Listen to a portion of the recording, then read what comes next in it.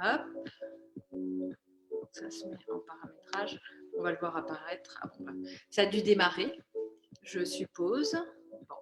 Eh bien, bonsoir à tous et à toutes. Je suis ravie de vous accueillir à cette émission Confidence, la 6e émission. Et ce soir, on a l'honneur d'accueillir Aline Bertagne, PDG de Suder. Et puis Aline va se présenter tout à l'heure. On va passer un bon moment ensemble pour découvrir son magnifique parcours de femme et à la fois de présidente de Suder et toute son évolution. Vous verrez en tout cas comment voilà, elle a évolué, elle s'est transformée. Et puis, ce soir, elle aura certainement des scoops aussi à nous révéler, des confidences assez incroyables qui vont vous permettre, vous, en tant que femme, en tout cas, de certainement trouver des pépites pour vous, pour votre parcours. Alors, donc, moi que je me présente rapidement, puis après je donnerai très vite la main à Aline pour qu'on puisse découvrir son parcours. Donc, moi, je suis Emmanuelle Jolivet, je dirige la société Emmanuel, qui est spécialisée dans l'accompagnement du leadership au féminin, des femmes chefs d'entreprise et dirigeantes par la transformation neuro-émotionnelle. Et donc, eh bien, je me fais un plaisir, en tout cas, d'animer cette émission tous les 15 jours avec des femmes chefs d'entreprise que je rencontre soit dans mon parcours, soit, je dirais, voilà, dans mon réseau ou tout simplement aussi des clientes. Et l'idée de cette émission, c'est vraiment de mettre les femmes chefs d'entreprise, dirigeantes à l'honneur et de faire la promotion du leadership au féminin parce que quand on est une femme, aujourd'hui, diriger une entreprise, mener sa vie de femme, mener sa vie d'entreprise, c'est en tout cas, c'est tout un challenge, comme un homme également, mais c'est intéressant.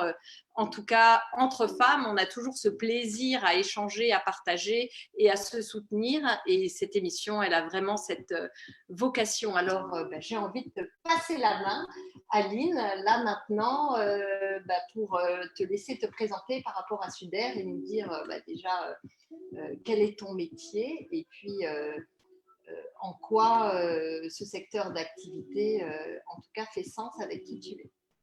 D'accord. Donc, merci Emmanuelle.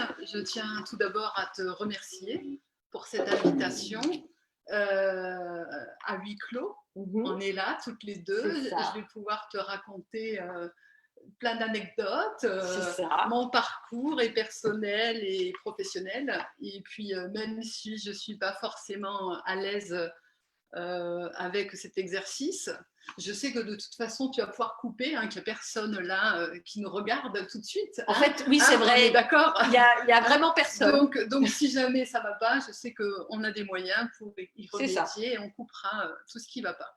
On pourra peut-être tout couper, je ne sais pas. Mais je suis sûre qu'on n'aura pas besoin. Voilà. Donc voilà, Aline Bertagne, j'ai 51 ans. J'ai un enfant qui a 20 ans, qui s'appelle Alec, qui est mignon et que voilà, et je suis fan. Et je suis présidente de la société Suder. Suder, c'est un bureau d'études en mécanique qui existe depuis 36 ans, qui est basé à Vitrolles et que j'ai eu l'honneur de reprendre en 2016. Donc, j'ai racheté 100% des parts sociales. En 2016, aujourd'hui, j'ai 10 personnes. J'ai en plus 2 auto-entrepreneurs et voilà, j'ai une équipe formidable qui m'accompagne. Bon, formidable. Alors, ce que j'ai envie de voir avec toi, Aline, c'est déjà où est-ce que tu es née et quand? Alors, je suis née quand donc j'ai déjà parlé de mon âge, donc en 1969, une année dans le nord-est de la France. Ça nous rapproche parce qu'on n'est pas très loin l'une de l'autre dans nos origines. Il y a des pépites. Ah, c'est ça, il y a des pépites de la France. Il y a de belles pépites. T'as raison. Et voilà, près de Metz, entre Metz et la frontière luxembourgeoise, une petite ville qui s'appelle Briey. Et voilà, donc je suis née là. J'ai grandi dans cette ville parce que quand on habite le nord-est de la France, on grandit, on y vit, on grandit, on y meurt, et voilà, dans un petit périmètre. Et donc voilà, donc Ok. Et combien il y avait d'enfants dans ta famille? En fait, vous étiez combien Alors, d'enfants? on est 4 filles. D'accord, ok. 4 filles. Et toi, tu es la Moi, je suis la combien? deuxième. Toi, tu es la Je suis la deuxième. deuxième, mais on est toutes très proches, 68, 69, 71, 72, donc Ça se assez suit. rapprochées. Et voilà. Donc, Et quelle ambiance, en fait, dans ta famille régnait? Parce qu'on sait que cette part finalement, dans notre évolution, dans toute notre avancée, notre parcours, cette enfance, elle a un poids important. Quelle ambiance régnait dans cette famille? Moi, j'ai grandi dans une famille italienne. C'est ça. Donc, italienne, ça sous-entend les grands repas de famille dominicales, les grandes tablées, tout le monde est là, les oncles, les tantes, les sœurs, les frères. Et on est toutes là. Mais avant d'être là, tous ensemble réunis, on a fait les pâtes le matin. Voilà. Et voilà, et j'ai vécu comme ça jusqu'à mes 25 ans dans cet univers comme ça où la maman avait une grande importance et protégeait et faisait vivre tout le monde comme ça. Et d'ailleurs, quand on t'observe aujourd'hui, on retrouve un petit peu cette part festive en toi. C'est ça, exactement. Et du coup, en fait, aujourd'hui, comment tu reproduis cette ambiance-là? Parce que dans ton entreprise, enfin voilà, qu'est-ce que tu as gardé de cette cette histoire, de cette culture aujourd'hui qui est importante pour toi, dans ces valeurs finalement? Ben pour moi, la notion de la femme qui protège, qui partage, qui est là pour assembler, pour tout le monde. Et en fait, voilà, c'est vraiment ce que j'ai gardé et ce que je suis aujourd'hui. Ok, génial. Et qui s'exprime aussi, j'imagine, dans ton entreprise, dans ta vie privée, mais aussi dans ton entreprise, c'est ça? Exactement, surtout dans mon entreprise. Ok, bon, bah, tes salariés ont de la chance. S'ils nous écoutent. J'en ai vu quelques-uns. Ah, t'en as vu quelques-uns. Bon, je suis sûre qu'ils sont déjà en train de confirmer. Vous pouvez mettre dans le chat si vous êtes d'accord ou pas avec Aline. Hein. Ils voulaient faire soirée pizza et soirée partie pizza pour me visionner sur écran géant. Ah ouais, sur écran géant, d'accord. Donc, c'était un peu une idée. Bah, ça veut dire qu'ils sont plutôt contents avec toi, que ça se passe plutôt bien, qu'il y a une bonne ambiance à Suder. On confirme. Hein, c'est ça? Ah ouais, c'est ça. Ok, Gwenaëlle confirme. Génial. Et tiens, si tu devais te décrire comme un animal, tu dirais que. Alors quand oui. Tu dirais que. Alors j'ai eu un peu de mal. tu es quel animal et pourquoi? Alors, spontanément comme ça. Qu'est-ce qui te vient? J'ai envie de dire, il n'y en aurait pas un, il y en aurait plusieurs. Ouais, ok. Donc la louve qui protège. Ah bah oui, voilà. C'est ça. Voilà. Ensuite, je fais souvent référence au vol de l'aigle. Qui prend de la hauteur pour justement analyser. Donc l'aigle, j'aime beaucoup l'aigle. Oiseau de nuit, parce que c'est aussi un peu moi. Oui, c'est ça. Tu voulais dire le côté festif, c'est ça? Ah. Bon. C'est ça. Et puis la lionne qui va chasser. Ouais. La lionne qui va chasser. Ben, on a besoin en tout cas de ces talents-là, de ces forces-là dans l'entreprise et puis dans sa vie de tous les jours. Hein. Aujourd'hui, c'est ce qui t'a amené là où tu es, puisque tu as un sacré parcours et tu vas nous en parler juste après, puisque quand même, tiens, justement, ça me donne... on peut revenir sur tes études, justement. Qu'est-ce que tu as fait comme études et finalement, comment t'es arrivée de tes études à aujourd'hui cette position de présidente-directrice générale, madame? Donc, quand j'étais étudiante en Lorraine, j'ai fait des études de comptabilité et très vite, je me suis rendu compte que… Donc en Lorraine, j'ai travaillé, j'avais des postes de comptable dans différentes sociétés. Ça ne me correspondait pas du tout.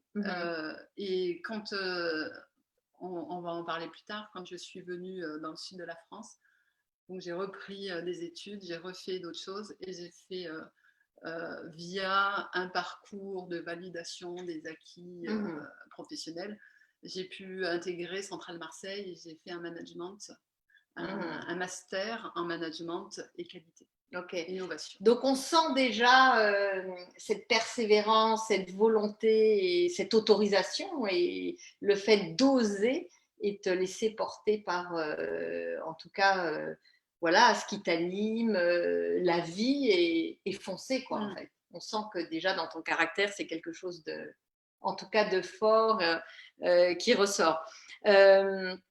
À quel âge tu as décidé de quitter ta région natale du nord-est de la France? À quel âge tu as quitté, en fait? J'avais 25 ans. Ouais. J'avais 25 ans. En fait, j'étais en rupture totale. Ouais, c'est quoi qui a motivé ton départ, en fait?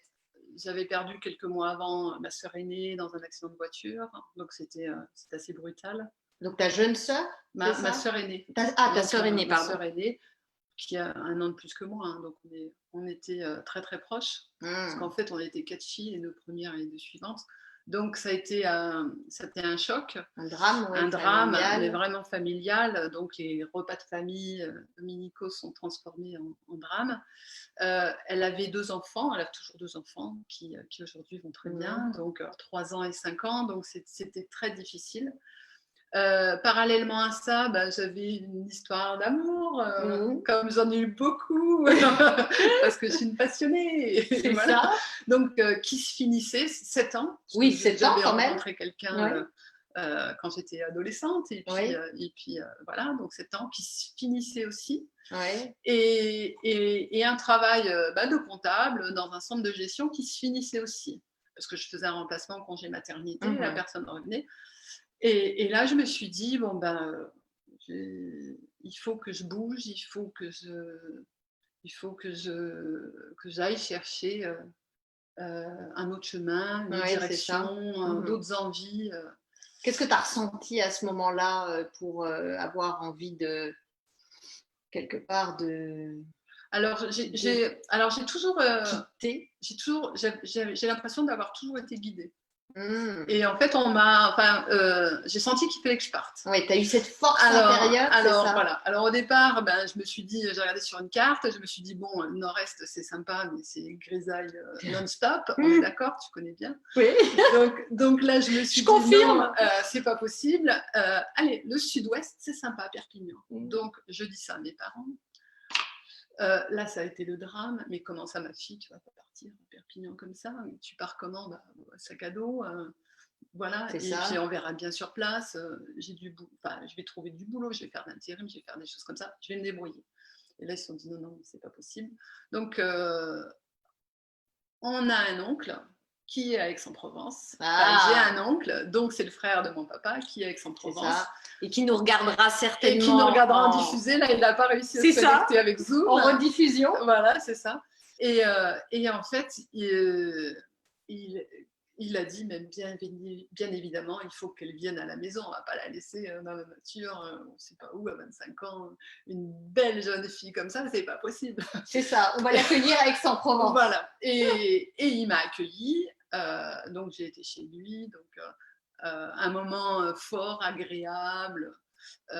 Et puis, un mois après, j'ai trouvé du travail, j'ai trouvé un appart. Et puis, voilà, j'ai construit. Donc, la reconstruction suite au drame familial et puis toutes tes ruptures qui sont arrivées au même moment, finalement, c'est fait rapidement. Exactement. C'est fait rapidement grâce à ta force intérieure et ton oncle. C'est ça, je vais assez vite en général pour prendre des décisions. C'est ça. J'agis assez vite derrière ces décisions. Ok, super. Et finalement, à cet âge-là, c'était quoi ton plus grand rêve déjà? Alors, à cet âge-là, moi, je me suis toujours dit, un jour, je vivrai sur une île, Polynésie française ou quelque chose comme ça qui fait rêver, Bora Bora, voilà. Et voilà. Et vivre sur une île. Aujourd'hui, c'est toujours un rêve, mais pour créer un business. C'est ça. C'est ça. Parce que là, aujourd'hui, voilà. Donc, ça reste un rêve. Dans quelques temps, en tout cas, voilà, tu mettras peut-être les voiles. C'est ça.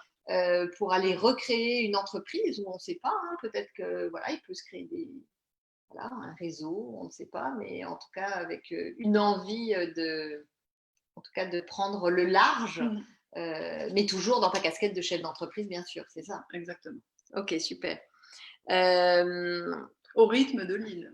Oui, au rythme de l'île. On est d'accord. Ok. Et du coup, c'est quoi qui motive finalement, tu vois, quand tu dis au rythme de l'île, ça sous-entend quelque part aujourd'hui un rythme peut-être un peu intense où tu aurais envie Effectivement. de relâcher un peu peut-être cette pression. Est-ce que tu peux nous en dire un peu plus? Parce que derrière les rêves se cachent effectivement des belles motivations profondes par rapport à une situation. Oui, c'est vrai que la vie de chef d'entreprise, c'est pas de tout repos, surtout dans une PME. On fait tout. Enfin, moi, j'ai des personnes qui sont là, qui m'apportent beaucoup, qui sont dans la production, qui sont dans le faire. Et puis, moi, voilà, moi, je dois faire tout le reste, faire tourner la boîte, les clients, décrocher des contrats. Voilà, c'est un combat au quotidien, j'ai envie de dire. Hein. Mais c'est un beau combat et avec aussi, pas des échecs, mais avec des hauts et des bas. Des hauts et des bas. Et des difficultés. Et des difficultés, et pas mal de difficultés, mais j'ai envie de dire que c'est la difficulté qui nous fait progresser. C'est à chaque rebond, en fait, je vais plus haut. C'est ça. Donc c'est intéressant. J'ai envie de dire, à quand la prochaine difficulté? À quand la prochaine difficulté? Yes, derrière chaque difficulté, derrière chaque chaos, il y a de l'ordre. C'est ça. Et effectivement, ça permet de rebondir et justement par rapport à la crise qui a été, je veux dire le Covid-19, puisque bon, en crise on y est en ce moment, on y est en plein, mais par rapport à cette période du Covid-19 qui a été quand même challengeante, comment est-ce que comment tu l'as vécu en tant que chef d'entreprise, parce que tu as quand même plus d'une dizaine de salariés?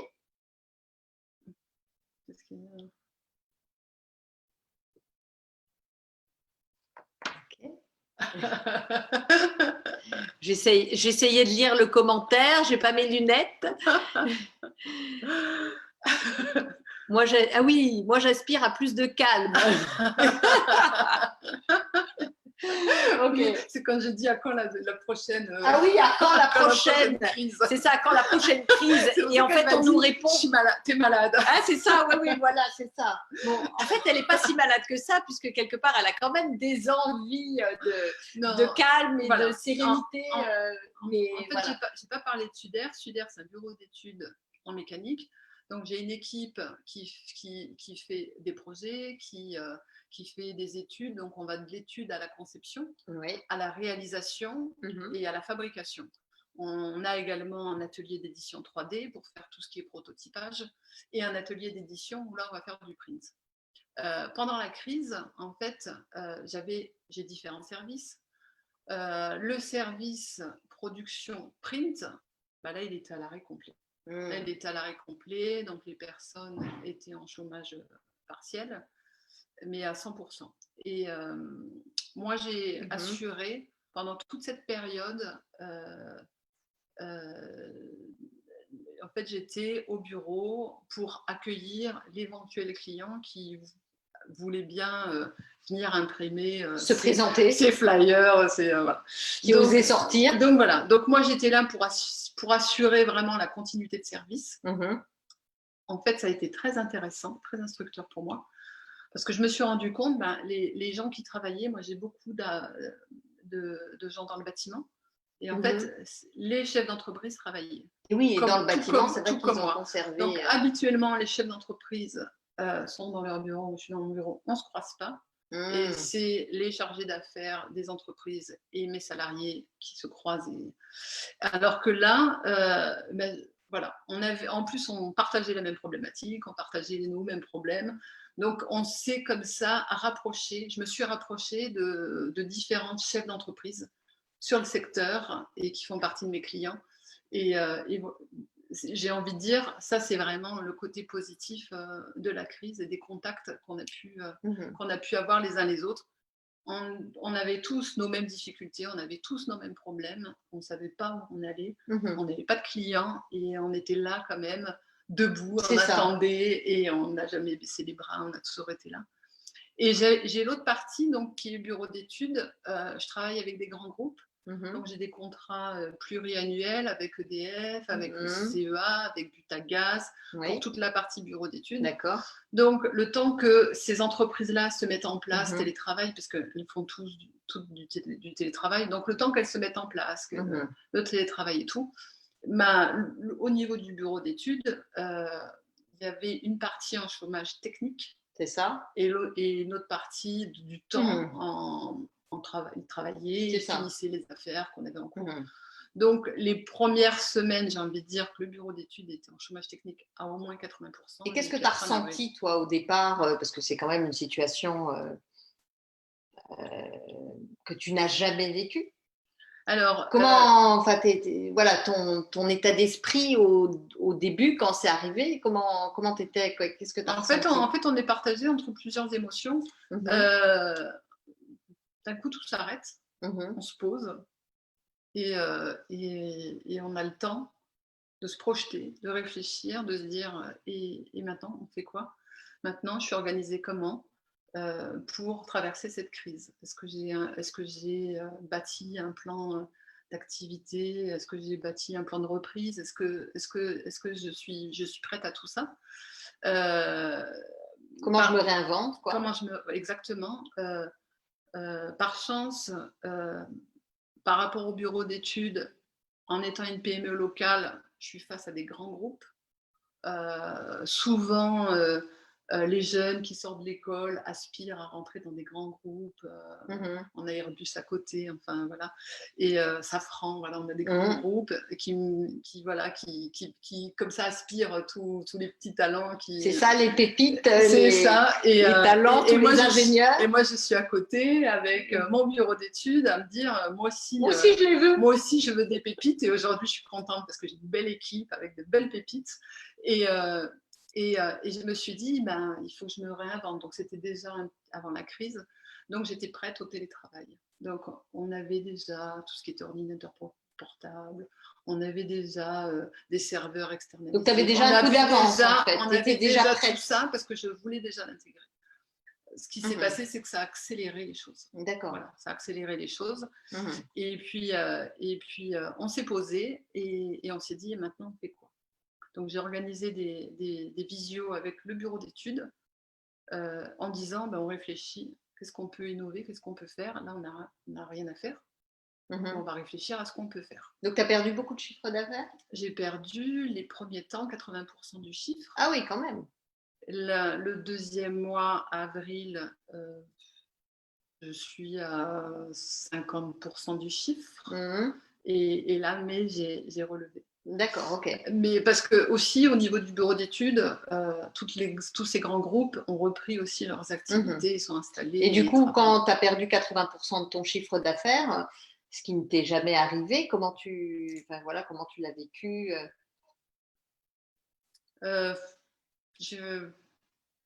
Je sais pas, j'étais malgré tout confiante. Tu étais malgré tout confiante, donc tu as gardé cette certitude. Ouais. Et puis ce qu'il faut dire, c'est que, alors moi je peux parler que de mon territoire, on a été très très très bien encadré, très bien renseigné. Moi j'ai un expert comptable qui m'a appelé le lundi avant le confinement pour me dire il faut que tu mettes en place ça. Oui, donc tu as été bien accompagnée, bien aidée. Je suis au Crédit Agricole, ils ont été top dans l'accompagnement. Mes avocats, voilà.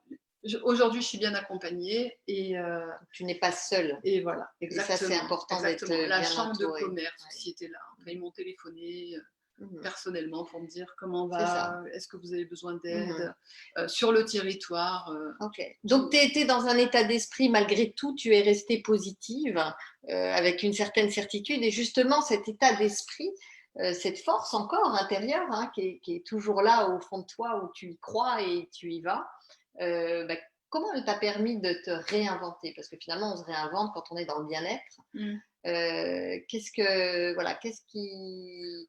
Moi je pense qu'on se réinvente surtout quand on est dans la difficulté. Parce que dans le bien-être c'est facile, ça roule et on va peut-être pas forcément chercher. Alors quand je dis dans le bien-être, c'est l'état interne. D'accord. Parce qu'effectivement, la difficulté va aider, mais c'est son état interne qui va faire qu'on va Comment on se réinvente? On se réinvente transformer.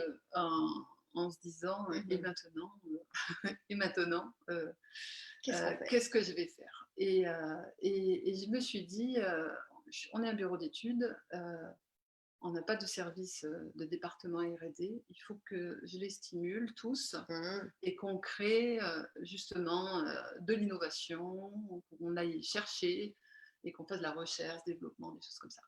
Et c'est comme ça que qu'on a fait plusieurs conférences, visioconférences, tout le bureau d'études, en se disant, ils avaient un sujet, il fallait qu'ils réfléchissent. Alors, dans un premier temps, c'était trouver une solution pour aider dans cette crise, aider le Covid. Nous, on avait de l'impression 3D, on a le bureau d'études, on a pu créer des visières, enfin, on a pu créer des choses pour aider un petit peu autour de nous. Donc, dans la contribution. Exactement. Par rapport au moment, oui. Et après, on s'est dit, et après ça, on fait quoi Et il y a des idées qui ont émergé. Et aujourd'hui... alors, c'est quoi le scoop? Alors, aujourd'hui... une partie du scoop, parce qu'on n'a pas tout. Hein. Il va falloir rester encore pendant une bonne demi-heure pour le scoop final. Voilà, c'est ça. Là, c'est juste un tout petit. Là, c'est scoop. Le premier. Entreprise. Voilà. Après, il y a le scoop personnel. C'est ça. Alors, par rapport à l'entreprise, en fait, aujourd'hui, grâce à mon département R&D, on est en train de réfléchir à une nouvelle techno et pour fabriquer nos propres impressions 3D, nos propres imprimantes 3D. Génial. Et donc voilà, donc aujourd'hui, on analyse tout ce qui existe sur le marché. Donc on a un grand labo, donc en fait, c'est une nouvelle société qui est en train de naître au sein de Sudair. Voilà, c'est ça. Avec un nouveau produit. Wow.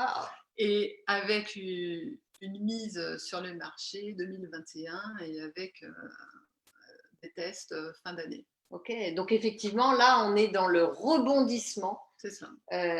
Comme tu dis, par rapport à une difficulté, un chaos, ça mène à se... Ça mène aussi à se poser la question sur la façon de manager. Oui, alors qu'est-ce que tu t'es posé justement comme et je me suis dit... qu'est-ce que tu as pris comme recul par rapport à ça? Je cours tout le temps, je n'ai pas le temps de me poser. Ouais. Il y a quelques temps, un ami m'avait dit, parce que je discute beaucoup avec des amis chefs d'entreprise, et un ami m'avait conseillé, m'avait dit, tu sais, moi, Aline, quand j'avais mon entreprise, le vendredi, j'étais en dehors de ma société et je faisais autre chose.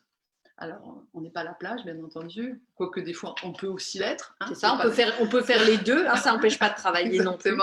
L'idée, c'est de s'échapper de son entreprise et d'aller faire de la veille technologique, d'aller chercher de nouveaux marchés. Prendre du recul, de la hauteur. Voilà, exactement. C'est ça, c'est hyper important. Et donc, je me suis dit, c'est le moment. Et il avait raison, je ne l'ai jamais fait. Ça fait 12 ans qu'il me l'a dit et j'ai toujours une bonne excuse pour ne pas le faire. Donc là, je vais effectivement, donc tous les vendredis. Donc tu as commencé pendant le confinement? J'ai commencé pendant le confinement. Alors là, j'étais seule, c'était facile. Du lundi au jeudi, j'étais au bureau et le vendredi, j'étais chez moi. Au moins, c'était facile à mettre en place déjà dans ton système pour que ça devienne une habitude. Et voilà. Et à la sortie du confinement, on continue.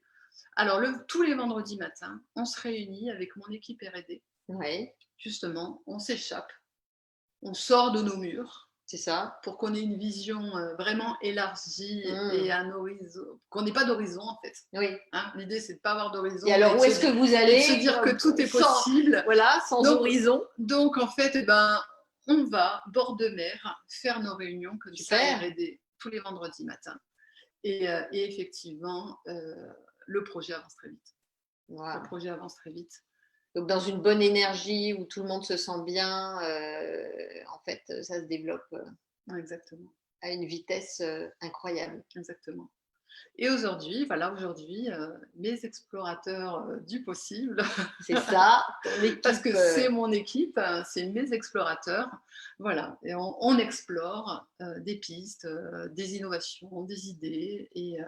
Donc, ça fuse. Exactement. Ça fuse. Et effectivement, c'est bien ta personnalité. Hein. On dit qu'une équipe ressemble à son chef d'entreprise. Et effectivement, c'est le cas, quoi. Le fait que toi, tu sois moteur dans cette énergie, c'est assez incroyable. En tout cas, on sent waouh, il y a une belle dynamique grâce à toi et grâce à tes équipes, puisque de toute façon, c'est un global. On ne fait rien seul, c'est l'histoire d'une équipe. Et tiens, raconte-moi un peu comment ta vie, en fait. Ça va mieux. Hein, comment tu dis? Tout de suite, ça va mieux. C'est ça, avec un petit verre. C'est ça, bah tiens, après, ça sera pour moi.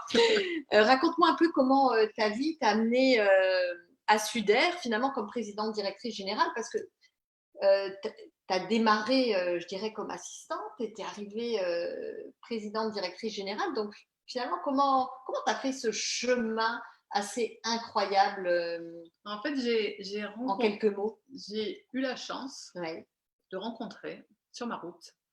En fait, j'ai eu beaucoup de chance. Les hommes que j'ai rencontrés m'ont beaucoup aidé. Aimé aussi. Et ils t'ont aimé parce que s'ils t'ont aidé, c'est qu'ils t'ont tout de suite fait confiance. Ils ont senti que et en fait, tu étais une personne de confiance. Le créateur de Suder, M. Gougassian, c'est lui qui m'a recrutée. Alors, c'est vrai qu'au départ, ce qu'il faut savoir, c'est que moi, j'habitais le Haut-Var. Ça faisait 3 ans et demi que je ne travaillais plus parce que j'avais accouché, j'avais décidé de m'occuper de mon enfant. Et de prendre un peu de temps pour toi. Exactement. Pour moi, c'était important. C'est important qu'il parte sur des rails solides et j'ai voulu prendre du temps pour lui. Et j'habitais donc le Haut-Var. Et pour trouver du travail, une fois qu'on décide de reprendre du travail dans le Haut-Var, on est un petit peu. C'est ça. Et en quoi cet homme-là, finalement, a été déterminant dans ta carrière? Je l'ai rencontré à Cadarache. Donc, moi, je travaillais à Cadarache, puisque où j'habitais, il y avait Cadarache, donc j'y suis allée. J'ai fait les entreprises locales avec ma pile de CV, parce que j'avais l'habitude de prospecter. Il n'y a pas de souci pour ça. Et donc voilà, donc j'étais dans un département, assistante de direction d'un département, et puis toujours pareil, en contrat d'intérim, pour remplacer une personne qui était partie en vacances, je crois, parce que c'est possible de partir 4 mois en vacances à Cadarache. Et donc voilà, donc je la remplaçais, et j'avais toujours ma pile de CV sous le bras en disant je vais finir par trouver. Et M. Gougassian avait un contrat à la direction où j'étais au niveau de la communication. Donc j'ai rencontré en lui disant voilà, bientôt mon contrat se finit, si vous avez quelque chose, dites-moi. Et il me téléphone 15 jours après, il venait décrocher un autre contrat dans un autre service à l'IRFM. Donc c'est le département des sciences et de la matière. C'est là qu'il y a la machine Torsupra. Donc c'est la fusion nucléaire. Il y a la fission et la fusion, et en fait Torsupra, on dit vulgairement, pour que tout le monde comprenne, c'est le bébé d'ITER. Voilà. Donc, et là, j'ai travaillé donc, via la société Suder pendant 15 ans au bureau d'études de Cadarache. Ah, ça a démarré comme ça. Et c'est comme ça que j'ai appris le métier technique de bureau d'études. C'est ça. Et oui, parce qu'à la base, c'était pas ta formation. Alors, à la base, pas du tout. Alors, moi j'y étais, en fait, j'étais comme responsable qualité, et je rédigeais les cahiers des charges pour la fabrication, justement, de la machine, des évolutions de la machine. D'accord. Et c'est comme ça, après, que tu t'es reformée. Exactement. Que j'ai suivi un cursus plutôt orienté technique par rapport à Cadarache. C'est ça. Donc cet homme-là était déterminant. Exactement. Et puis en 2011, alors ce que je veux dire aussi, qui est intéressant, on l'interprète comme on veut, c'est que le jour où j'ai été embauchée, Madame Gougassian, donc la femme de Monsieur Gougassian, me reçoit dans son bureau, parce qu'elle était DAF, donc ils avaient créé Suder ensemble. Voilà, c'est ça. Créé ensemble. Monsieur était à la direction, et puis Madame s'occupait de toute la gestion. Et elle me dit, oh là là, quand j'ai vu votre CV, en fait, j'ai eu un choc. Vous êtes née le jour où ma sœur s'est noyée et est morte. Donc en fait, voilà. Donc, je me souviendrai toujours de cet instant où elle me disait que voilà. Waouh. Oui, voilà. Ouais, un instant Donc, hyper fort. C'est ça. Et aujourd'hui, quels sont vos liens avec, avec cette dame qui est, alors qui est aujourd'hui, toujours voilà, aujourd'hui, présente dans ta vie, me semble-t-il? Quels sont vos liens? Exactement, Madame Gougassian et Monsieur Gougassian, enfin, c'est des gens que j'admire. Et, c'est grâce à eux, de toute façon, qu'aujourd'hui, je suis présidente de Sudair. Ils m'ont accompagnée, ils m'ont toujours fait confiance. Ils ont toujours été là. Et voilà, et Madame Gougassian, on se voit. Là, c'était période Covid, mais Oui. on va déjeuner ensemble. On se téléphone souvent et on garde un lien. Et d'autant plus que en janvier, Monsieur Gougassian est décédé. Ah. Je devrais peut-être pas parler de ça. Et donc voilà, donc pour moi c'est. Ouais, je sens qu'il y a beaucoup d'émotions parce que c'est quelqu'un qui a été important dans ta vie, dans ton développement. Excusez-moi. Et je comprends. En tout cas, il serait très fier de toi, de voir. Et puis, je suis sûre de là où il est. En tout cas, il est très fier. Je suis contente parce qu'on s'est vu un peu avant, parce que j'ai été manger chez eux, justement pour leur raconter Sudair, ce que devenait Sudair, comment ça se passait tous les ans. De toute façon, on faisait les repas de fin d'année. Donc ça, les origines italiennes reviennent. Les repas, tout le monde, avec les anciens, toutes les directions, voilà, tous autour de la table et on se fait un bon repas. Donc on voit que, en tout cas, tu diriges ton entreprise avec le cœur, avec la bonne humeur et en tout cas, c'est des valeurs qui te portent et effectivement, ça marche. C'est fort et ça vous permet en tout cas, de continuer à développer dans cette belle énergie malgré les difficultés parce que c'est ça qui est important. Quand on se sent tous connectés avec la même vision, finalement, quoi qu'il arrive, on serre les coudes et puis on y va, quoi. Ok, super. Et tiens, d'un point de vue management, justement, comme tu as évolué à tous les postes dans cette entreprise, quand tu as pris le poste de président-directeur général il y a 4 ans, c'est ça? C'est ça, en 2011. En 2016. 2016, c'est ça, oui, avant tu étais DG et après tu as pris le poste DG, et après, voilà. Finalement, comment ça s'est passé avec les salariés qui étaient tes collègues, finalement? Comment tu as trouvé ta place, ta posture? C'est pas forcément évident. Au départ, c'est pas facile du tout. C'est pas facile du tout parce qu'on passe de collègue à la direction et on a du mal à se positionner. En tout cas, toi, au départ. Moi, j'avais du mal. J'ai eu beaucoup de mal. Et puis j'avais une position où j'étais là pour sauver tout le monde. J'ai beaucoup appris. Quand tu dis que tu avais je vais en venir. En fait, ce qui s'est passé, c'est que ce qui m'a aidé, on est toujours dans le même cadre. Ce qui m'a aidé, en fait, c'est un gros souci que j'ai eu à Sudair, c'est que j'ai racheté en 2016, en 2017, il y a une personne de l'atelier Reprographie, une femme, qui me dit Aline, je viens d'avoir une super opportunité, je veux racheter un fonds de commerce, je vais partir. Et moi, je lui ai dit c'est génial. Et comme moi, on m'a accompagné, qu'on m'a aidé à acheter Sudair, dans l'accompagnement, et je me suis dit voilà, c'est à mon tour, on m'offre une belle opportunité à mon tour d'aider ma salariée. C'est ce que j'ai fait. Je l'ai aidée, je l'ai accompagnée. Donc Sudair a prêté de l'argent pour acheter le fonds de commerce sans intérêt. Enfin, je vais passer un petit peu les détails. On lui a aménagé son temps. Donc là, je lui ai fait un pont d'or, un tapis rouge. Et voilà, et puis donc c'était en juin, et puis il était prévu qu'en fin d'année, elle se lance. Donc comme je ne voulais pas qu'elle se lance comme ça, donc je lui ai dit, c'est pour ça que je l'accompagnais, en aménageant son temps, pour qu'elle développe sa clientèle, pour qu'elle elle avait vu mon comptable, on lui avait fait ça comme ça, pub, enfin voilà, tout était en place, prête pour qu'elle s'envole en décembre. Et en décembre, elle a eu peur. Et elle m'a dit, non, je ne peux pas, je veux continuer comme ça. Et moi, elle était à mi-temps, enfin, ça déséquilibre le service.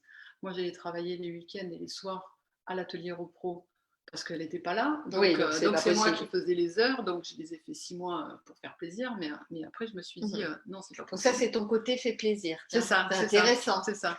Finalement, à l'extrême, jusqu'où il va. Donc je te laisse nous donner la confidence. Et voilà.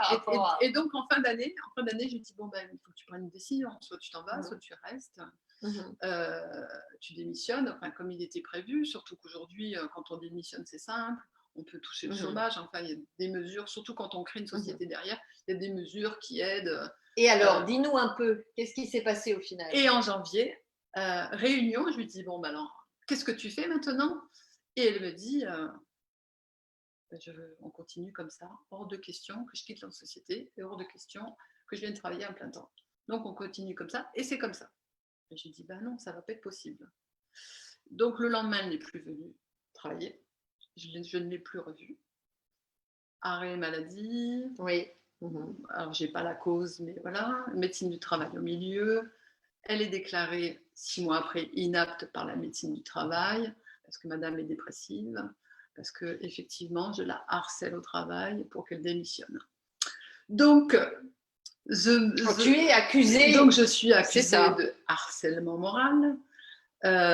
Entre-temps, la médecine du travail m'oblige à la licencier. Donc, qu'est-ce que ça t'a fait, ça, émotionnellement, d'avoir été accusée comme ça? Les premiers temps, vraiment une rancœur. Et puis, je trouvais que c'était injuste. C'était injuste par rapport à l'aide que je lui avais apportée. C'était injuste qu'elle se comporte comme ça.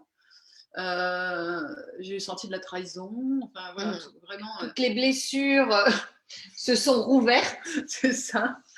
Et puis je reçois la lettre de l'avocat, prud'homme, voilà, pas condamné, mais. Et là, ben voilà, je me défends. Heureusement, j'ai beaucoup de pièces au dossier, justement, parce que l'argent qui a été débloqué, il y a eu un contrat de fait, heureusement. Et puis, il y a des faits aussi. Un harcèlement, il faut prouver qu'il y a un harcèlement moral. Et c'est à elle de le prouver. Donc, son avocat a tout essayé pour le prouver. Et moi, bravo aux avocats, ils sont forts. Donc, voilà, premier prud'homme. Au bout d'un an. Au bout d'un an, donc la conciliation, ils veulent pas de conciliation, bien entendu, parce que la conciliation, ils n'auraient pas autant que si j'étais accusée de harcèlement moral. Ensuite, donc conciliation, moi je suis sortie de là, j'étais limite en pleurs, en me disant mais on m'accuse de quoi? Enfin, c'est pas possible. Oui, te sentir traînée dans la boue. Exactement. Et quand on entend l'avocat, il fait un tableau. On se dit non, c'est pas. Non, je ne peux pas payer tout ça. Non, déjà je peux pas payer et puis être accusé à tort comme ça de. Oui, donc voilà. Donc il y a eu le jugement. Donc 2 ans après, même 3 ans. Oui, et puis en plus c'est long. Là voilà. Donc là, le jugement est sorti en avril, mai. Là, donc il vient juste de sortir et. Donc l'harcèlement moral n'a pas été retenu. Bravo.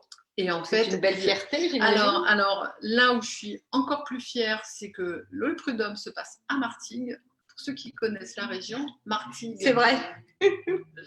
Voilà, l'idée de Martigues, c'est on abat le patron. C'est ça. Voilà, on est là pour abattre les patrons. Le prud'homme, c'est pro-salarié, c'est tout ce qu'on veut. Donc finalement, s'en sortir à Martigues, bravo. Moi je dis bravo. Tu peux te féliciter. Exactement. Et forcément, là, elle avait 15 jours pour faire l'appel, elle a fait appel. Donc la suite au prochain épisode. La suite au prochain épisode, donc ça, mais voilà, ça continue, mais bon, a priori, c'est plutôt bien parti. Donc là, voilà. Effectivement. Donc, ce que ça m'a enseigné, ce que ça m'a enseigné, c'est l'apprentissage que tu vois derrière. C'est qu'aujourd'hui, comment tu fonctionnes maintenant? C'est pas que je fonctionne plus à la confiance, je fonctionne plus avec le cœur comme j'avais l'intention de faire, à agir comme ça sans. C'était dans l'extrême là. Voilà, dans l'extrême. Sans réfléchir aux conséquences de la société, parce que là je mets quand même en péril la société, parce que si je suis condamnée au final à verser tout ce qu'elle demande. Il y a la société qui est en péril, voilà, c'est ça. Et puis derrière, il y a 10 salariés. Donc, voilà, faire plaisir à une. Et puis, voilà.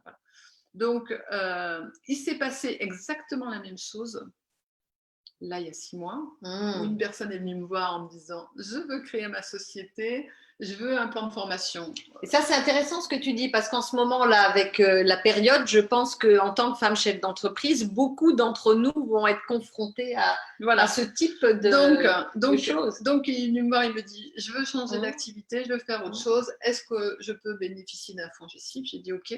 En revanche, on va tout faire avec mon avocat. » C'est ça. Donc, on va voir avec mon avocat ce qu'il faut faire, le courrier qu'il faut que tu me rédiges, la réponse que je dois faire, et on va, voilà, comme ça, verrouiller tout. Oui. Pour justement pas reproduire 2 fois les mêmes erreurs et pas mettre en péril. C'est quelqu'un qui a très bien compris de toute façon et qui m'a dit ok, même lui ça le sécurisait en fait de faire des choses de manière carrée, quoi. Exactement. Donc en fait tu en as tiré plus de rigueur, plus de prise de recul avant de prendre une décision. La décision ce n'est plus moi qui la prends, mais je la prends en collaboration avec l'avocat ou l'expert comptable en fonction du dossier. Donc tu laisses passer la vague émotionnelle. C'est ça.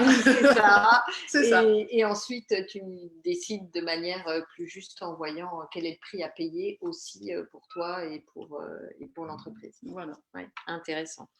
Ok, super. Et alors, qu'est-ce que j'avais aussi comme question que je voulais te poser? Oui, ta vie, en fait, elle a été aussi parsemée de difficultés familiales, hein, puisque tu nous as parlé qui ont impacté ta vision, tes choix, et puis tous tes comportements, la femme que tu es aujourd'hui. Tu nous as parlé de la disparition de ta sœur quand tu avais 25 ans, d'un accident de voiture. Je sais qu'il y a pas mal d'autres drames qui t'ont impacté dans ta vie, dans les bas. En tout cas, il y a eu, comme on a parlé, Monsieur Bogossian, hein, c'est ça Comment il s'appelle? Tu me fais oublier son nom. Bougassian. Bougassian, voilà. Bougassian. Voilà. Il y a eu ta deuxième sœur aussi, oui. Qui est partie brutalement, et puis tes parents. Qu'est-ce que, en fait, tous ces événements-là familiaux, ces drames, que tu as vécu, qui sont autour de toi, tous assez brutaux finalement, qu'est-ce que ça a changé dans ta vision de voir les choses et finalement qui impacte ta vie de femme aujourd'hui et ta vie de chef d'entreprise? Parce que c'est quand même des événements forts et finalement, qu'est-ce que ça, finalement, comment ça impacte? Alors c'est vrai que aujourd'hui, c'est difficile de se construire sans sa maman qu'on peut appeler comme ça quand ça va pas. C'est difficile de se reconstruire quand on se retrouve seul. Et ça nous apprend en fait là, on prend vraiment conscience que la vie... en tout cas, tu as pris conscience. J'ai pris conscience qu'en fait, la mort fait partie de la vie. Et que ça s'arrête comme ça. C'est ça. Une seconde on est là, la seconde d'après on n'est pas là, parce que chaque fois ça s'est passé comme ça. On n'a pas anticipé, on n'est pas prêt. De toute façon, même si on se prépare, je pense qu'on n'est pas prêt. On n'est jamais prêt. On n'est jamais prêt à ces drames-là. Et ça m'a appris et ça m'apprend aujourd'hui à savourer la vie et à me dire effectivement. Je suis quasiment seule, mais je suis là. Je vis, je respire. Et j'ai de la chance parce que je suis là. Donc, il faut que je profite de cette chance-là. Oui, c'est ça. Donc, pour toi, c'est important. Je sais que tu es quelqu'un d'hyperactive. Cette suractivité que tu as eue pendant des années, qu'est-ce qu'elle venait combler? Elle venait combler un vide, un grand vide. Ouais. Et effectivement, d'avancer tout le temps et sans se poser, ça évite de se poser des questions et ça évite, surtout quand on n'a pas de réponse, donc c'est pas la peine de se faire du mal aussi. Et puis ça évite, ça évite. Donc c'était une espèce de, cette suractivité, une espèce de fuite, c'est ça, rapport à toi-même. Certainement. Oui, certainement. Ok. Et avec le recul aujourd'hui, c'est ça. C'est comme ça que tu l'analyses. J'en prends conscience un peu aujourd'hui. C'est ce qui m'amène aussi à d'autres projets C'est ça. de vie. Et donc, justement, le fait de prendre conscience aujourd'hui que tu as comblé des vides, tu as beaucoup couru, etc. Et tout à l'heure, tu en parlais, tu disais que ton rêve le plus fou, c'était de partir dans les îles et construire une entreprise. Ouais. Mais du coup, finalement, aujourd'hui, pour prendre du recul, quelle est la première décision finalement que tu as commencé à engager dans le confinement, dans tes réflexions et qui va peut-être se mettre en œuvre? Je ne sais pas ce que tu vas nous dévoiler. C'est maintenant. Hein? C'est maintenant le timing. C'est maintenant, oui, c'est maintenant. Oui, c'est maintenant, tu peux y aller. C'est maintenant, justement, pour prendre du recul dans ta vie de femme chef d'entreprise. Voilà, qu'est-ce que tu as. Voilà, quelles sont tes réflexions Il est vrai que pendant le confinement, on a tous eu du temps, donc on l'a utilisé comme on avait envie de l'utiliser. Moi, j'en ai profité pour ressortir des livres de ma bibliothèque en disant allez, lequel? Celui-là, celui-là, celui-là. Voilà, j'en ai pris 3-4, il est autour de moi. Et il y a une chose que j'ai toujours voulu faire depuis 15 ans. Et je me dis que c'est jamais le bon moment. Alors, une fois, parce que j'ai mon enfant, une fois parce que je suis mariée, une fois parce qu'il y a l'entreprise. Voilà. Il y a toujours plein de freins, il y a toujours plein une de bonnes excuses et toujours très valable. Ça, quand on veut se mettre des freins, on y arrive. C'est ça. Les verrous, on se les met et il n'y a pas de souci. C'est ça. On est les premiers à se les mettre. C'est ça. De toute façon, il n'y a que nous qui nous mettons les verrous, il n'y a personne d'autre. Et en fait, dans mes livres, je me suis rendu compte qu'autour de moi, j'avais 3 livres sur le chemin de Saint-Jacques-de-Compostelle. Et je me suis dit, c'est peut-être le moment. Donc, j'ai commencé à les rouvrir, à m'évader, à errer dans ces pages, à te projeter, à me projeter, à me dire, oui, voilà, c'est le bon moment. C'est le bon moment dans ma vie. Mon fils, il a son appartement, il a sa vie, il est sur Aix-en-Provence, tout va bien pour lui. Il fait ses études. Il fait des études, de brillantes études, ça va bien, il est bien. Dans ma vie perso, il ne se passait pas grand-chose, donc ça ne les dérangeait pas grand monde autour de moi que je m'en aille comme ça quelque temps. Et dans ma vie professionnelle, j'ai organisé justement pour pouvoir partir et je me suis dit, alors au départ je m'étais dit allez, je vais faire 15 jours, je vais faire un petit bout de chemin et puis l'année d'après je continuerai et puis comme ça jusqu'à Saint-Jacques. Et juste avant, ça faisait combien de temps que tu rêvais de ce projet? Parce que bon, tu l'as retrouvé dans les livres, mais ça faisait une quinzaine d'années. Ça faisait quand même une quinaine d'années, d'accord. Okay. Et c'est quoi vraiment cette envie qui a déclenché de se dire allez, ça y est, je passe à l'action. Qu'est-ce qui a déclenché cette envie de passer à l'action?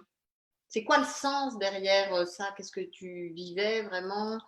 Qu'est-ce que tu vis? Puisque c'est là. J'ai envie aujourd'hui de vider tout ce que j'ai comblé.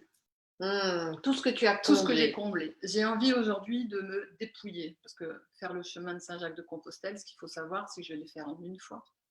Donc, je vais partir du Puy-en-Velay jusqu'au Cap Finistère. Donc, il y a 2000 km avec un sac à dos. Et ça va durer combien de temps? Ça va durer à peu près 4 mois, 3-4 mois. Wow. En fonction de mon errance. Et tu pars seule ou accompagnée? Je pars seule. Seule. Waouh. C'est un luxe de pouvoir partir comme ça et de déconnecter complètement. Mais vraiment, je vais être en mode déconnexion. Donc, je reviens sur le sens et après, tu vas nous expliquer. Donc, tu dis besoin de faire le vide. OK.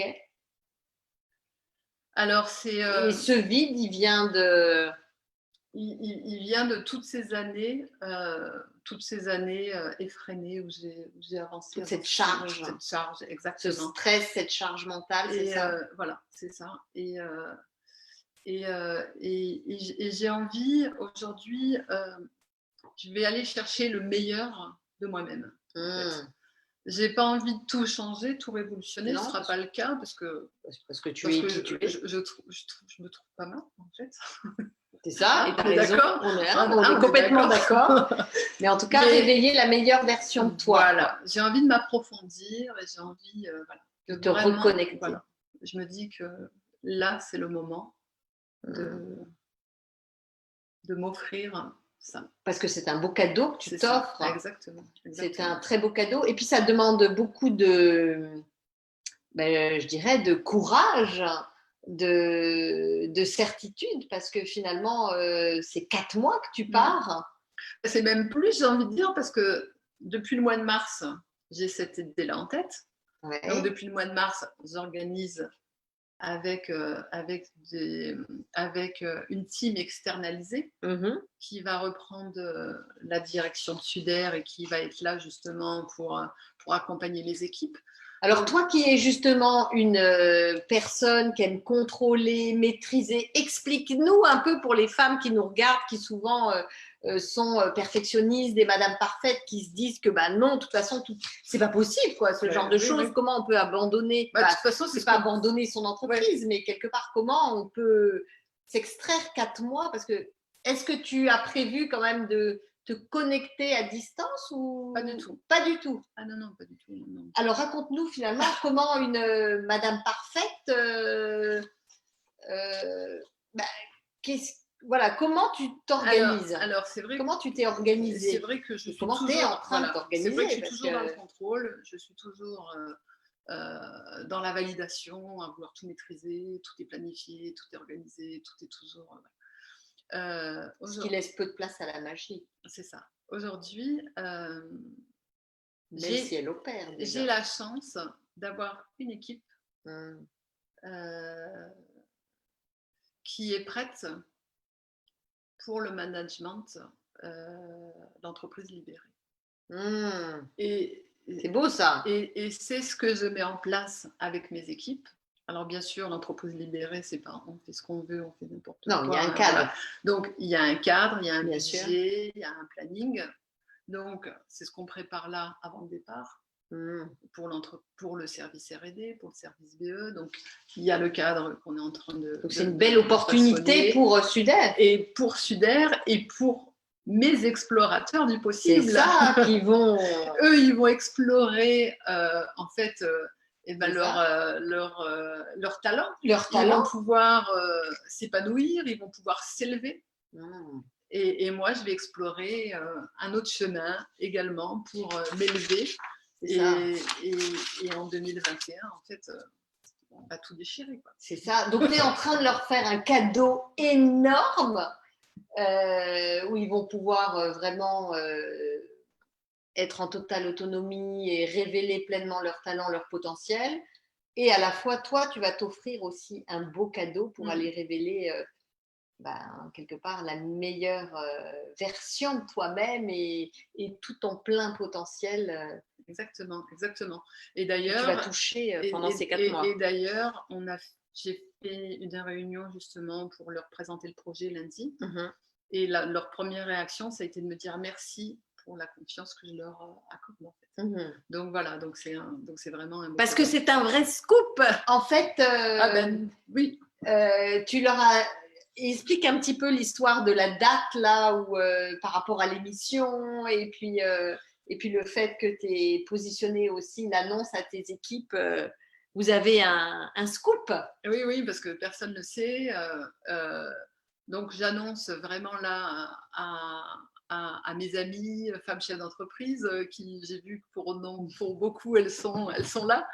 Donc voilà, donc on en parlera quand on se rencontrera. Et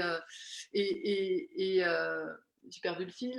Non, je disais, et du coup, tes équipes l'ont su très récemment, lundi, avant l'émission. Juste avant l'émission, parce que voilà, je ne voulais pas qu'ils l'apprennent. Bah oui, c'est certain. Voilà, je voulais prévenir mon équipe, voir leur réaction. Et puis voilà, l'annonce se fait là aujourd'hui. Et puis derrière, je vais faire une communication. Donc, j'ai une belle agence de communication qui va m'accompagner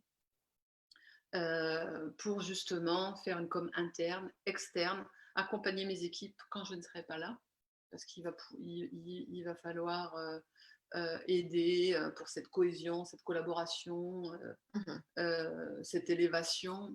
C'est ça. Voilà, donc on va les accompagner. Donc tu as tout mis en place. Ils ne seront pas seuls. Il y a un manager de transition qui est là. C'est quelqu'un, c'est un ami que je connais très bien, qui m'a déjà accompagné il y a quelques années. Que nous connaissons. Que beaucoup connaissent. C'est quelqu'un de talent également. Et puis au niveau direction administrative, il y a également une personne qui va être là. Alors, je ne sais pas si je peux dire des noms. Oui, bien sûr, tu peux dire, parce que je crois qu'elle est là, Linda.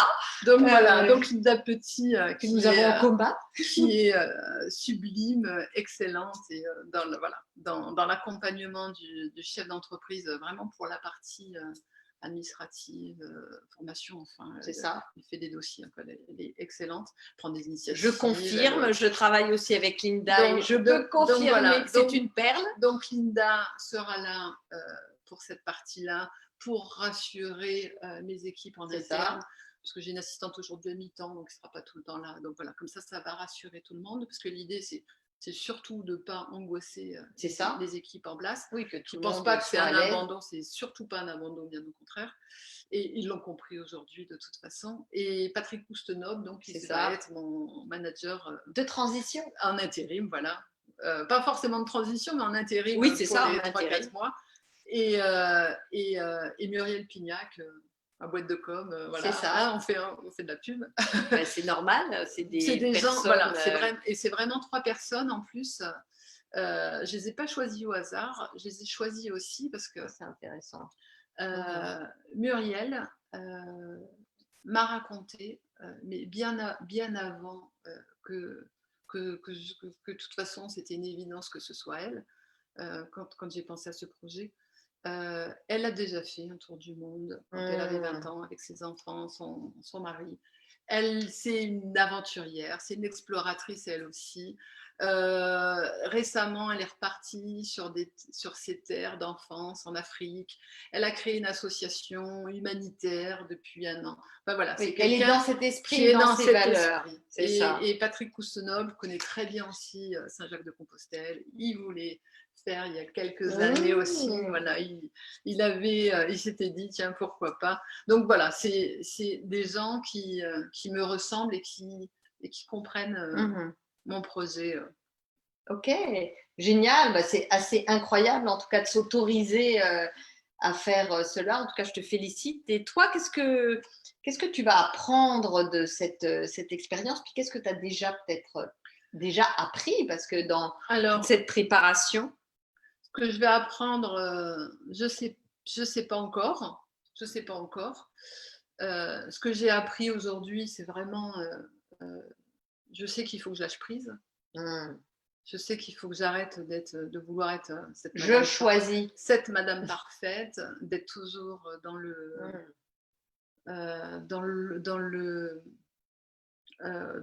calcul, tout est toujours planifié, il y a toujours un cap, il y a toujours il y a toujours un challenge, il y a toujours. Et à la fois, c'est une partie de toi, j'ai envie de te dire, qui t'a amené au résultat de là où tu es. Et à la fois, il y a une partie, effectivement, qui, quand on est le curseur un petit peu trop loin dans le contrôle, qui empêche la magie d'opérer. Mais à la fois, c'est aussi une partie qui t'a construit et qui a fait la personne que tu es et qui t'a fait réussir. Et après, aujourd'hui, comme tu dis, tu sens que aujourd'hui, tu as besoin de lâcher des choses. Aujourd'hui, sur ce que j'attends de ce chemin, c'est rien. J'attends rien. Donc bravo. Voilà. T'attends rien. Félicitations. Voilà, je n'attends rien. Je n'ai rien programmé. Je n'ai rien réservé. Je veux errer sur ce chemin. Et comme ça va me permettre de pouvoir découvrir les trésors du chemin. C'est ça. De pouvoir... Alors, pour rigoler, comment tu vas faire avec ton sac à dos, toi qui as l'habitude de partir avec tes 5 valises et tes talons? Comment tu vas gérer ça, dis donc? Alors Alors, Qu'est-ce au qui m'a départ, fait rire quand tu m'as… alors c'est vrai que je suis incapable de me déplacer sans plusieurs valises. Ben, tu vois que si, finalement. C'est en cours. C'est en cours. Hein. Le dépouillement. Voilà. Le dépouillement. C'est pour ça que je parlais de dépouillement tout à l'heure. Et Ouais. c'est vrai que c'est important pour moi ce dépouillement, justement. Revenir à l'essentiel et revenir. Alors, c'est vrai que sur le chemin, je vais quand même pas, parce que voilà, c'est quand même moi qui vais aller sur ce chemin. Donc, j'aurai quand même pas le profil de la randonneuse avec le bob et enfin, le chapeau de pèlerin. Oui, bah, tu restes toi-même, Aline, quand même, malgré tout. Ce qu'il faut savoir, c'est que je vais avoir des super tennis, enfin des super chaussures Uis Wedge qui ont été, c'est à la pointe de l'innovation, c'est une entreprise locale marseillaise, donc ça me plaît, et hyper technique. Donc ça aussi, c'est dans tes valeurs, c'est important voilà. Pour toi. Donc moi, il faut qu'il y ait de l'innovation, du technique et du local. Ça, et si c'est comme ça me va bien. Donc j'ai sélectionné des chaussures. Super. Voilà, donc aux couleurs locales, donc, voilà, qui n'auront rien à voir avec les chaussures de randonnée classiques. C'est ça. Donc, ouais. Voilà. Donc tu vas être chic. C'est ça. Et ensuite j'ai une amie qui Noliju, oui. qui a une collection sublime. Et elle aussi, elle fait des habits sportifs, mais elle est voilà, elle fait des habits pour la femme, elle fait de très belles choses et toujours dans le technique. C'est beau et technique à la fois. Ça me correspond bien. Donc je vais avoir de jolies tenues. Et au moins, tu n'auras pas chaud ou froid parce que tu vas démarrer au mois. C'est quand tu pars au mois d'août? Je pars le 25 juillet. Ah, 25 juillet. Oula, mais c'est le jour de la Saint-Jacques. Le top départ, jour de la Saint-Jacques, ouais. Voilà. D'accord. 25 juillet. Ça a un sens. Et voilà. Et donc je vais arriver à la frontière espagnole, peut-être 2 mois après, peut-être 1 mois après, je sais pas, en fonction du chemin, des rencontres, des trésors. Et donc, tu as un portable, pas de portable? Comment tu gères les outils technologiques? Alors, j'ai un portable. Ouais. Mais, au cas où. Mais je vais avoir un portable. Mon portable que j'ai, d'ailleurs Linda ne le sait pas encore, c'est Linda qui va le récupérer. Ah ben voilà Linda. Avec tous mes appels. C'est voilà, ça, tous tes numéros. C'est elle qui va se charger Elle va récupérer ton téléphone. Et moi, voilà, alors c'est vrai que je vais prendre le dernier iPhone au niveau de la techno pour faire de jolies photos. Et l'idée, c'est de prendre des photos, parce que j'ai l'agence de com justement qui va être là, qui elle va communiquer. C'est pas moi qui vais communiquer, moi je veux vraiment. Oui, moi je vais te déconnecter de tout ça. Donc je prendrai les photos, ça ira directement sur un cloud. Et elle va récupérer, elle va se débrouiller. Et toi, tu lâches. Et moi, je lâche. Toi, et voilà. Et je délègue. Et toi, tu vis ce que tu as à vivre. Je délègue. C'est ça. Ok. Et donc, zéro contact avec la société, c'est ça? Hein? Zéro contact avec la société. C'est bien ça. Zéro contact avec la société. Eh bien, les équipes, c'est de l'opportunité. Ils m'ont déjà dit, ça va être long sans toi. Ouais. Et c'est souvent impressionnant. J'avais communiqué moi avec des chefs d'entreprise, alors c'était pas pour les mêmes raisons, mais ils avaient été malades, en fait il y avait eu un accident, etc. Donc brutalement ils avaient dû partir et ils avaient été surpris eux-mêmes de cet élan en fait de responsabilisation des équipes, en fait ils ont pris les rênes comme des chefs. Et c'est là où tu vas t'apercevoir que finalement ils font très bien sans toi. Ils font très bien sans toi et ça me permettra de pouvoir partir ailleurs. C'est ça. Attention, le second projet est pour peut-être pas très longtemps. On ne sait pas ce qu'on ne sait pas. Alors moi, ce que je vous propose justement, comme on ne sait pas ce qu'on ne sait pas, c'est qu'au retour d'Aline, c'est ce qu'on s'est dit. Eh bien, on fera une prochaine émission où Aline viendra nous raconter. Finalement, tout ce qu'elle a vécu, toutes ses pépites, parce que j'imagine que ça va être tout juste incroyable au niveau personnel. Qu'est-ce qui s'est passé? Quelle transformation? Qu'est-ce que tu as appris? Et puis, tu nous raconteras aussi qu'est-ce qui s'est passé chez Sudair, finalement. Exactement. Et qu'est-ce que ça change, quoi, parce que c'est assez intéressant, quoi. Comment basculer grâce à ce projet et tes envies vers une société de management libérée, quoi. Et je trouve que pour une femme qui, à la base, se dit contrôlante, Madame Parfaite, etc., qui était, puisqu'on peut déjà dire que c'est dans le passé, c'est le passé, et qui aujourd'hui va vers du lâcher-prise, en tout cas un leadership avec beaucoup plus de sérénité, de bien-être, hein, puisque les deux peuvent complètement se concilier.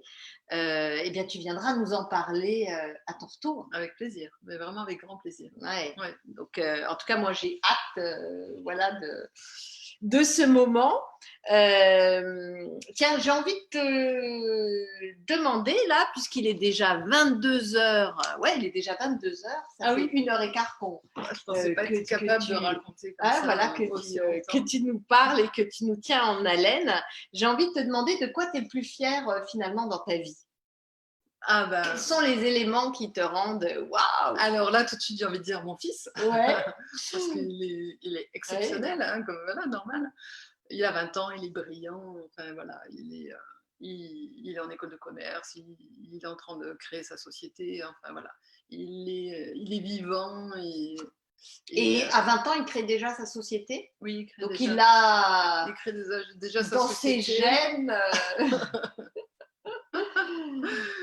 C'est ça. Et tu me disais qu'il était très fier de dire qu'il gagnait plus que... C'est ça. Il était fier le mois dernier de nous dire... alors, il incite e-commerce, c'est facile en période de confinement. Oui, enfin, c'est facile, mais enfin, quand même à 20 ans... Non, mais je plaisante parce qu'il va regarder, il va croire que... c'est ça? Non.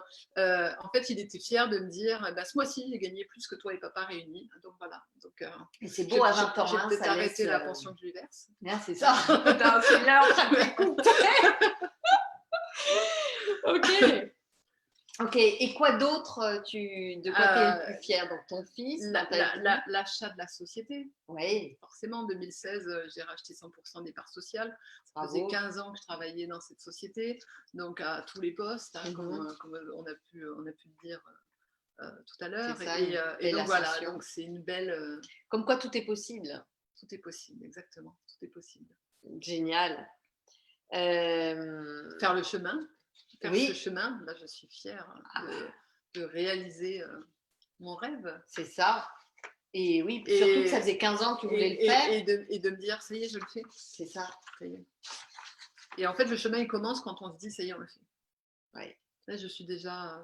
Qui est déjà? Je suis le chemin, en fait. Oui, c'est ça. C'est déjà fait. C'est déjà fait. Et là, du coup, pas d'appréhension, c'est bon, certitude. Comment ton état d'esprit sur le départ, comment tu te sens finalement? Parce que émotionnellement. Alors, je l'ai super bien préparé. Ouais. Hein, voilà, je ne pouvais pas partir sans préparer. Bien sûr. Donc, physiquement, tu as des responsabilités. Voilà, physiquement, j'ai perdu 10 kilos, je fais du sport tous les jours. Ah oui, donc voilà. Voilà, côté physique, je suis prête. Qu'est-ce que tu fais comme sport? Alors, pour te préparer. En fait, je fais des randos. J'habite bord de mer sur la côte bleue, donc c'est facile, c'est agréable. Tout le confinement, voilà, comme j'étais seule, la mer m'appartenait, donc c'était merveilleux. Alors, pas sur les plages, parce qu'on n'avait pas droit, pas le bord du littoral, mais un petit peu en retrait.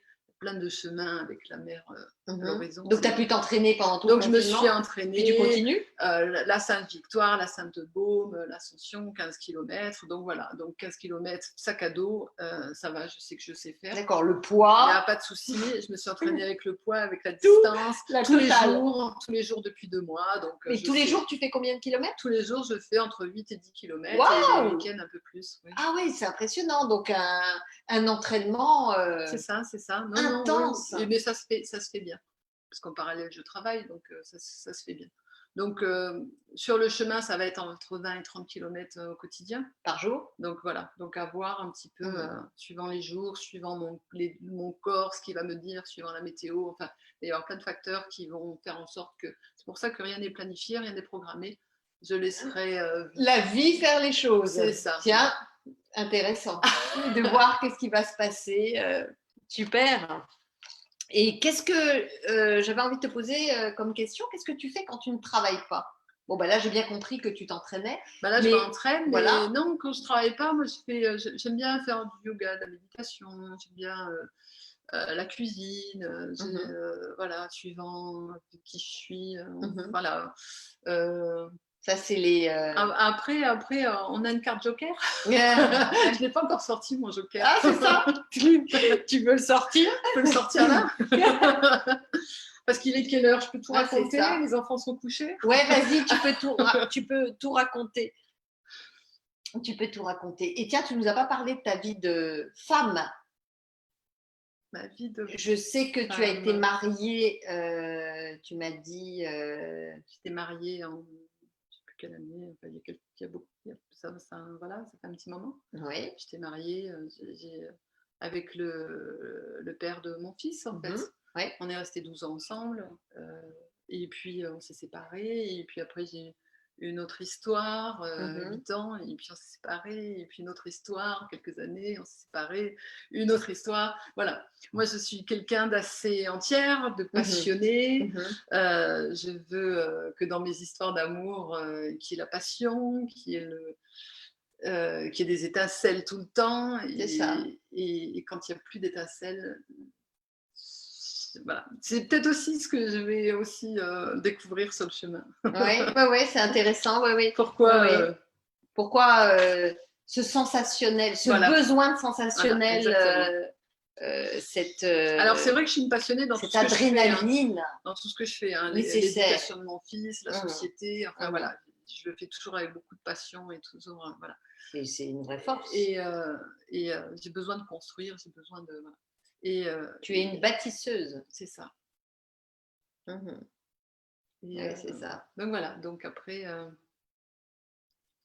Ok. Et dernière question, avant-dernière question, quels sont tes rêves les plus fous?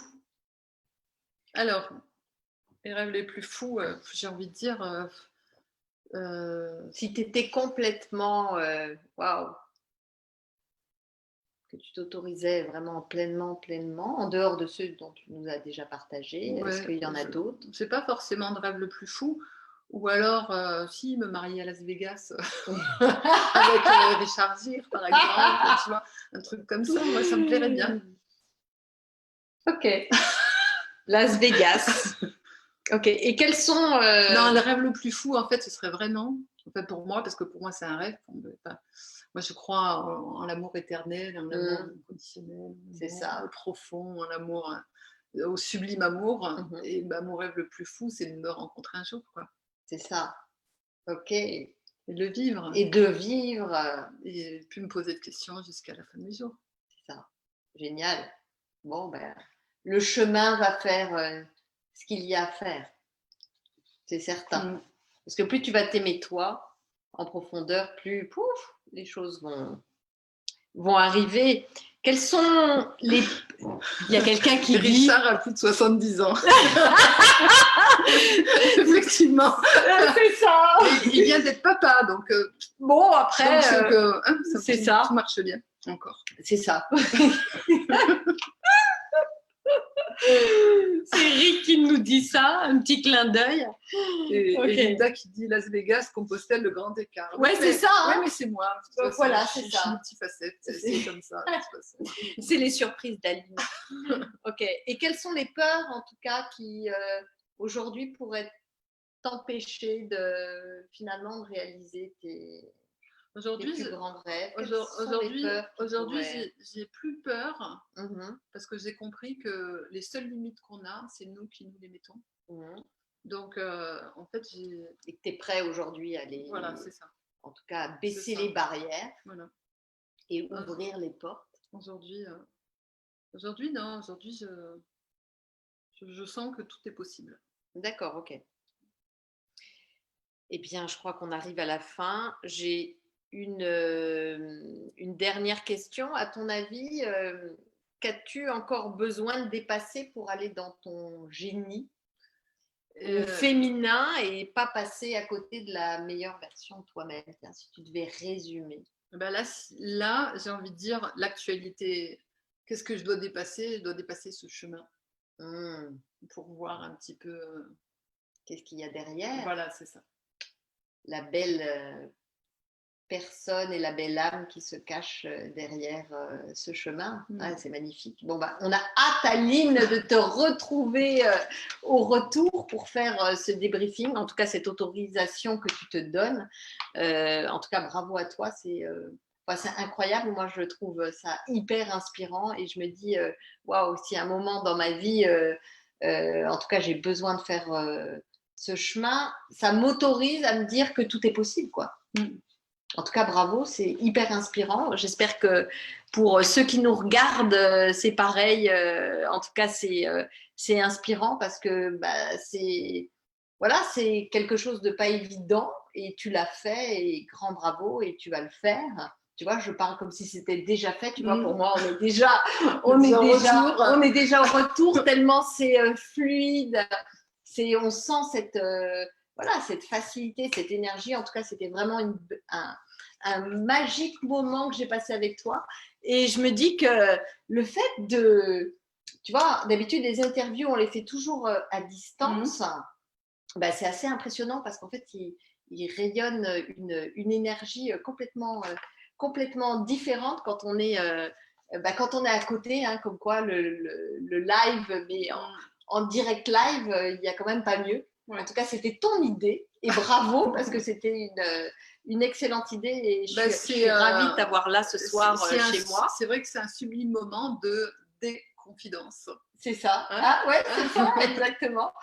Exactement. Donc, voilà, nous avons terminé cette interview et vraiment, mille merci Aline de t'être livrée à cet exercice qui n'est pas si évident que ça. Je ne sais pas comment tu l'as vécu. Tu peux peut-être nous dire un petit mot parce que je sais que tu étais stressée au démarrage. Honnêtement, au départ, j'étais stressée toute la journée.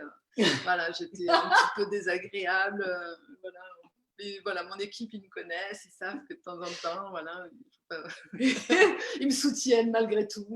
Même quand je suis désagréable, ils viennent me soutenir. Et donc voilà, c'est vrai que j'ai angoissé toute la journée en me disant voilà, j'y vais comme ça parler, me livrer, raconter mon parcours. Et si je le fais, c'est surtout pour aider, pour donner à d'autres femmes, voilà, se dire tout est possible. Voilà, les seules barrières que j'ai, c'est moi, voilà, et de leur dire non, allez-y, et foncez. Et vous verrez que rien n'est impossible. En tout cas, en résumé, je dirais, gardez votre passion, gardez votre énergie, connectez-vous à vos rêves. Enfin, on le voit vraiment avec toi, comme tu dis, accrochez-vous, croyez en vous, ayez confiance en vous, mesdames, parce que la vie vous appartient. Même si à un moment donné, il y a des bas, eh bien, ça remonte derrière et l'essentiel, c'est de s'accrocher à ses rêves comme tu l'as fait tout au cours de ton parcours, que ce soit ta vie personnelle, que ce soit ta vie professionnelle. Et on le voit aujourd'hui encore, c'est incroyable. Et malgré les difficultés, voilà, tu montes les marches. C'est hyper inspirant pour nous en tant que femmes. Et vraiment, grand merci d'avoir accepté cette invitation. C'est magnifique parce que c'est une belle contribution pour chacune des femmes qui nous regardent, pour moi de t'avoir aussi, je dirais, à mes côtés. Donc, je vous souhaite… on te retrouve où, Aline ? Alors, on me retrouve où ? Sur les réseaux. Alors, sur les réseaux. Pour les gens qui ont envie, les femmes qui ont envie d'échanger avec toi, ou même les messieurs, il y en a peut-être quelques-uns. Oui, il y a quelques messieurs. Et en fait, on me retrouve là sur les réseaux sociaux, sur Facebook, donc Aline Berthagne-Suder. Sur LinkedIn, Aline Berthagne-Suder également. Il y a des pages de la société Suder. Et surtout, il va y avoir, pendant ces 4 mois, ces 3 mois, enfin, je ne sais pas combien de temps, il va y avoir une page Instagram qui va justement montrer le parcours, des photos, des clichés, enfin tout un tas de choses. Génial. Voilà. Donc toi, tu n'auras pas accès, mais en tout cas, c'est Muriel qui va s'en charger. C'est Muriel qui va faire. Et sur LinkedIn, voilà, l'actualité de l'entreprise, toutes nos innovations, toutes nos expertises, on les retrouve sur LinkedIn. Et puis sur Facebook, bah, ce sera la team qu'on verra sur l'espace Facebook. Donc voilà, donc il n'y a pas de souci, vous pouvez me trouver partout. Et puis de toute façon, nous, on va communiquer le replay, donc vous pourrez suivre, resuivre si vous avez envie d'écouter en tout cas l'interview, ou pour ceux qui n'ont pas pu écouter jusqu'au bout parce qu'il est déjà 22h17, mais tu vois, tout le monde est là, tout le monde est encore là, donc c'est génial, ça veut dire que tu les as dit hashtag Sudair Aventure. Ouais, c'est ça. C'est hashtag, oui, c'est ça. Sudair Aventure, c'est pour nous retrouver sur Instagram, c'est ça. Voilà.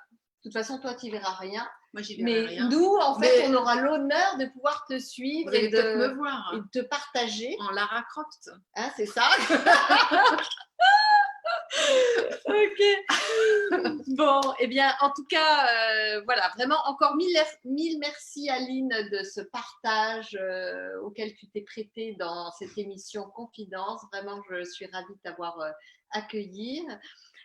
Et puis, je vous remercie tous de nous avoir suivis. Est-ce qu'il y a des questions d'ailleurs? Parce que j'oubliais les questions. Il n'y a pas de questions. Laetitia, est-ce que il y a des questions quelque part? Gwenaëlle qui dit fière d'appartenir à Sudair. Merci Gwenaëlle. Laetitia, pas de questions, c'est que tout a été hyper limpide, c'est merveilleux. En tout cas, je vous souhaite une belle soirée et si vous voulez en tout cas participer à l'émission Confidence, que ça vous tente vous aussi si vous êtes une femme chef d'entreprise avec des équipes, avec un parcours inspirant, et on a tout un parcours inspirant. Voilà, dans nos belles histoires, nos hauts, nos bas, nos transformations, eh bien, n'hésitez pas en tout cas à me contacter. Et puis, si vous avez envie aussi de quelque part d'avancer et de révéler la meilleure version de vous-même, je me ferai un plaisir en tout cas d'étudier ce qui vous en tout cas, aujourd'hui, vous freine pour vous aider à dépasser ces étapes-là par la transformation neuro-émotionnelle, qui est un magnifique outil révolutionnaire qui, justement, vous permet de vous révéler. En tout cas, je vous souhaite à tous et à toutes une magnifique soirée. Et puis encore, merci Aline. Merci Emmanuel. Merci beaucoup. Merci beaucoup. Merci. À très bientôt. Je vous embrasse tous très fort. Au revoir. Au revoir.